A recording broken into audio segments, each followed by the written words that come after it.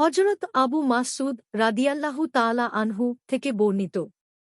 তিনি বলেছেন, রাসূলুল্লাহ সাল্লাল্লাহু আলাইহি ওয়াসাল্লাম ইরশাদ করেছেন, জাতির ইমামতি এমন লোক করবেন, যিনি আল্লাহর কিতাব সবচেয়ে উত্তম পড়তে পারেন। উপস্থিতদের মাঝে যদি সকলেই উত্তম কারি হন তাহলে ইমামতি করবেন ওই লোক যিনি সুন্নাতের ব্যাপারে সবচেয়ে বেশি জানেন। যদি সুন্নাতের ব্যাপারে সকলে সম্পর্যায়ের জ্ঞানী হন তবে যে সবার আগে হিজরত করেছেন। হিজরত করায়ও যদি সবাই এক সমান হন, তাহলে ইমামাত করবেন যিনি বয়সে সকলের চেয়ে বড়।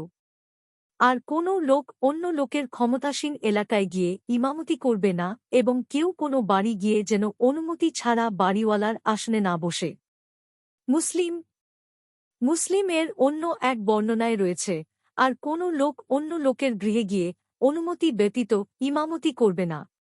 মুসলিম ৬৭৩, আবু দাউদ ৫৮২, তিরমিজি ২৩৫, নাসাই ৭৮০, ইবনু মাজাহ ৯৮০, আহমাদ ১৭০৬৩, সহিহ আল জামি ৩১০৪, মিশকাতুল মাসাবিহ ১১১৭। হাদিসের মান সহিহ।